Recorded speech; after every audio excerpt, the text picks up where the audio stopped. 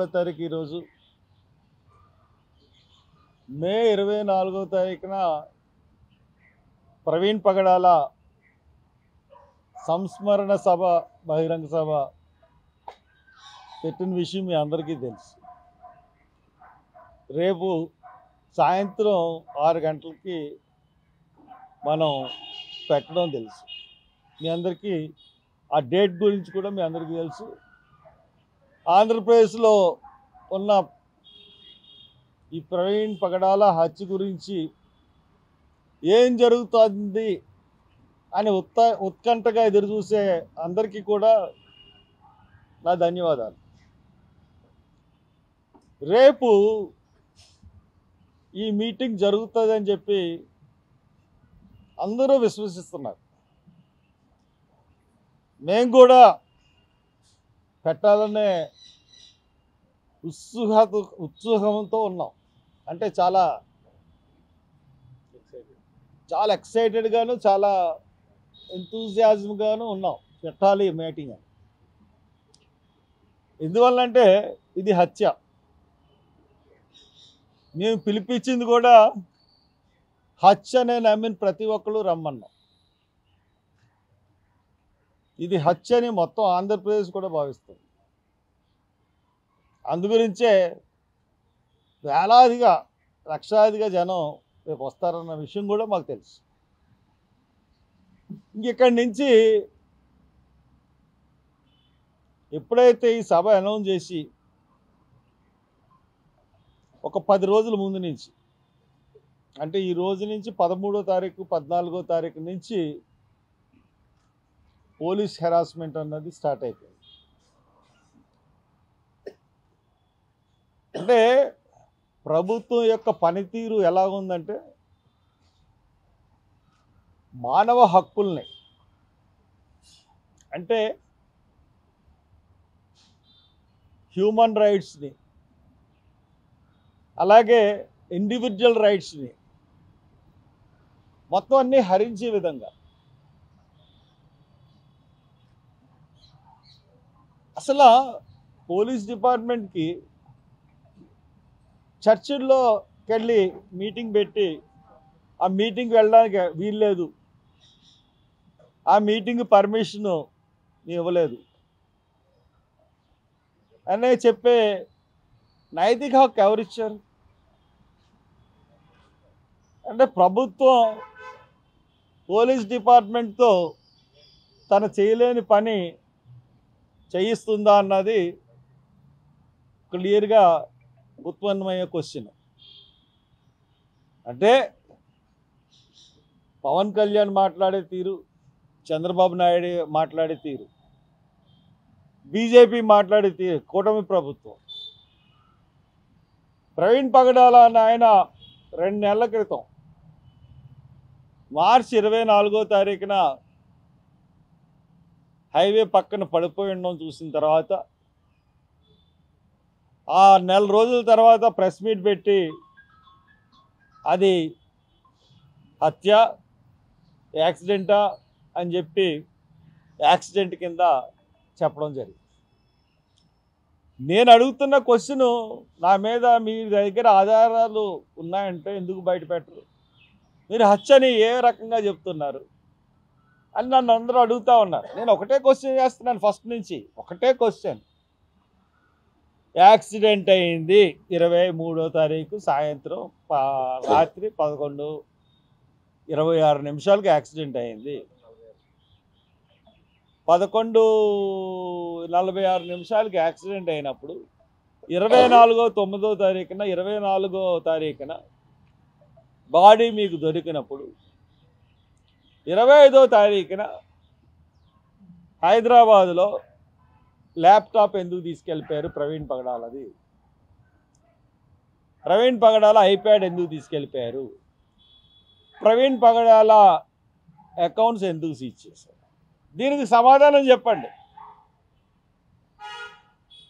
దీనికి సమాధానం చెప్పాల్సింది ఎవరంటే ప్రభుత్వం.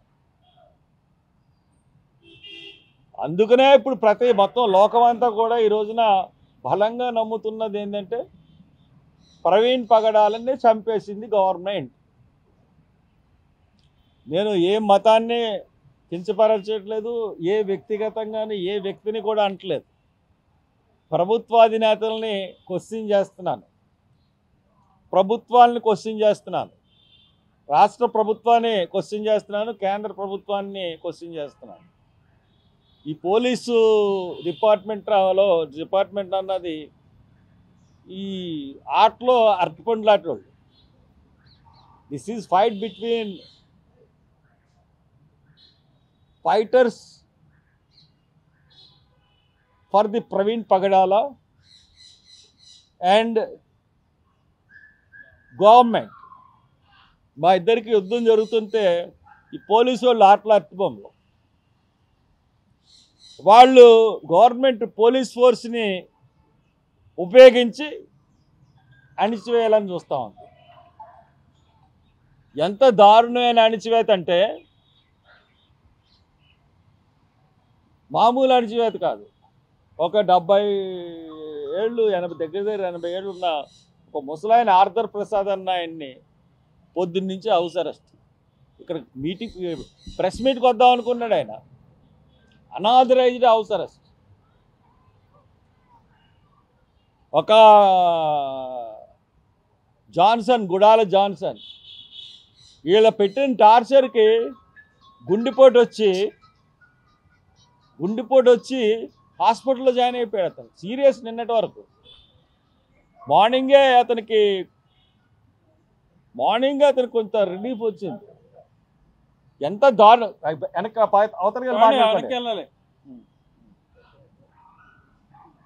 అవతల ఎలా ఉందంటే పరిస్థితి సార్, కొంచెం అతని పరిస్థితి ఎలా ఉందంటే ఆ జాన్సన్ది పోలీసులు పెట్టిన హెరాస్మెంట్ వల్ల ఈవేళ పొద్దునే కొంచెం తేరుకునే పరిస్థితి వచ్చింది. ఇకపోతే ఎర్నెస్ట్ మోజెస్ అన్న అతనికి ఎత్తలేని పరిస్థితి, జ్వరం వచ్చేసిందంట.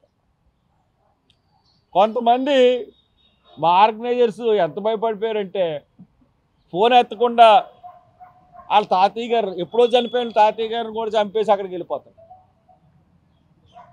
అంటే ఎంత టార్చర్కి గురి చేశారంటే రాజమండ్రిలో నా చుట్టూ ఉన్న నాయకులందరినీ టార్చర్స్లో గురి చేశారు. అంతేకాకుండా రాజమండ్రిలో ఉన్న చర్చిలే కాదు, తూర్పు పశ్చిమ గోదావరిలో ఉన్న ప్రతి చర్చికే వెళ్ళారు. అక్కడ మీటింగ్ పెట్టి అందరికీ ఈ 18 మంది రాజమండ్రిలో 18 మందికి బైండ్ ఓవర్ చేశారు. అందుకని వాళ్ళు ఎవరు ప్రెస్ మీట్కి కూడా రావడానికి ధైర్యం చేయలే. ప్రెస్ మీట్కి వస్తే మళ్ళీ పోలీసులు బైండ్ ఓవర్ 50,000 కట్టమన్నారట. ప్రెస్ మీట్కి వస్తే 50,000 కట్టాలేమో అని చెప్పి ఎవరు రాలేదు. ఇన్ని ఎదుర్కొన్నా కానీ రేపు లక్షలాది మంది జనం వచ్చే పరిస్థితి నాకు తెలుసు. రేపు ఏ రకంగా ఉప్పెన వచ్చిందంటే రాజమండ్రికి ఈ పోలీస్ డిపార్ట్మెంట్, మొత్తం పోలీస్ డిపార్ట్మెంట్ ఇక్కడ డంప్ చేసినా కానీ ఏమీ అవ్వదు. అందుగురించే ఈ మీటింగ్ని మేము ఆప్ చేయట్లేదు. జస్ట్ ఈ మీటింగ్ని పోస్ట్ పోన్ చేస్తాం. పోలీస్ డిపార్ట్మెంట్కి, గవర్నమెంట్కి జడ్జి మట్టుకు హైకోర్టుకి అప్రోచ్ అయ్యాం. ఎందుకంటే ఎలా ఉందంటే పోలీసుల తీరు అటు ఇటు కాకుండా ఉంది. అటు ఇటు కాని వాళ్ళు ఎవరో మీకు తెలుసు కదా, అలా ఉంది పోలీసుల తీరు. అటు కాదు ఇటు కాదు.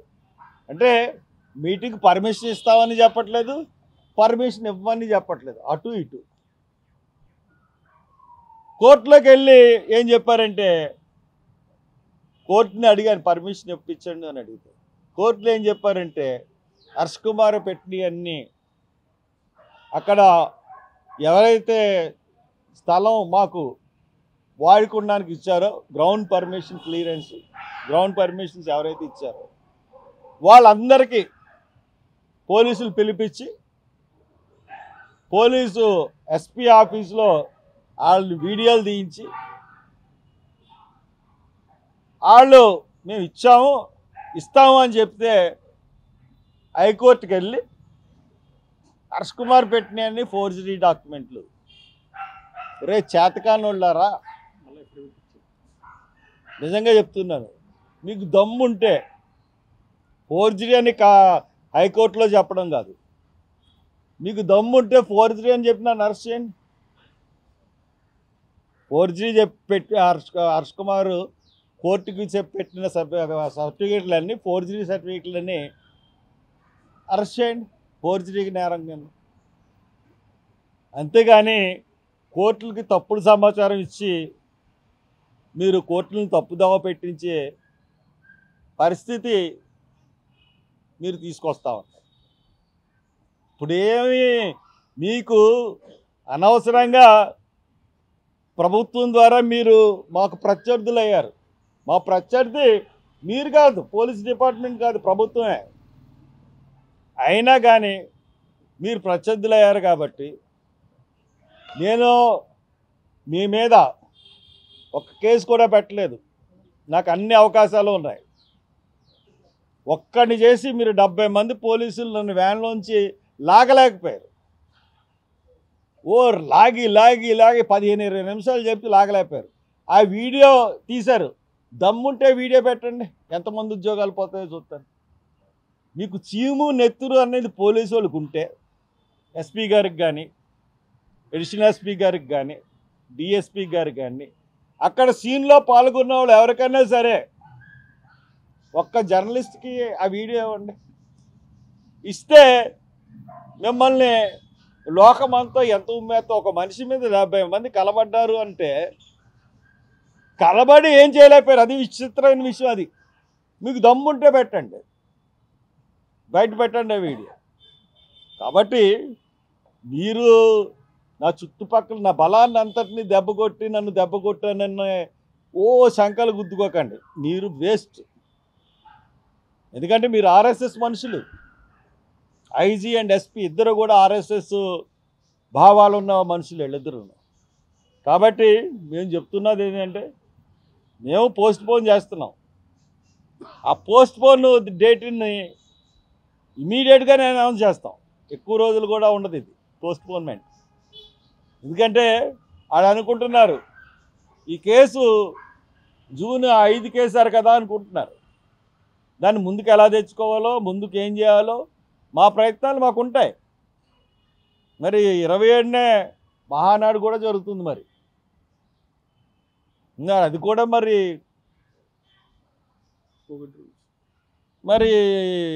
ఉంటుందో ఉండదో. అక్కడ హక్కులు ఇక్కడ హక్కులు ఒకటే కదా, అక్కడ సభ ఇక్కడ సభ ఒకటే కదా. కాబట్టి నేను అంతకని ఎక్కువ చెప్పను. బట్ వన్ థింగ్, మీరు వివక్షత చూపెడుతున్నారు. ప్రభుత్వాలకు చెప్తున్నాను నేను, క్రైస్తవ సమాజం మీద వివక్ష చూపెడుతున్నారు. క్రైస్తవుల్ని అణిచివేత ధోరణిలో చూస్తున్నారు గవర్నమెంట్. క్రైస్తవుల్ని అడగదొక్కాలి అని చూస్తున్నారు. మళ్ళీ క్రైస్తవ దేశాల సహకారం లేకపోతే మనం ముందుకెళ్ళలేని పరిస్థితి. ఫ్రాన్స్ నుంచి, క్రిస్టియన్ కంట్రీ ఫ్రాన్స్, అక్కడి నుంచి యుద్ధ విమానాలు రావాలి మనకి. ఏ యుద్ధ విమానాలు? రాఫెల్. ఇజ్రాయెల్ నుంచి డోములు కావాలి. మరి ఇక్కడ మీరు చేస్తున్నది ఏంటంటే క్రైస్తవుల్ని ద్వేషిస్తూ క్రైస్తవులు పాస్టర్ని చంపేసి, మీరే చంపేసి కేసులో ఏమీ లేకుండా చేసే పరిస్థితులు మీరు తెచ్చుకుంటారు. కాబట్టి నేను అందరికీ చెప్తా ఉన్నాను, మీరు ఎట్టి పరిస్థితుల్లోనూ ఈ ధోరణి మానుకోండి.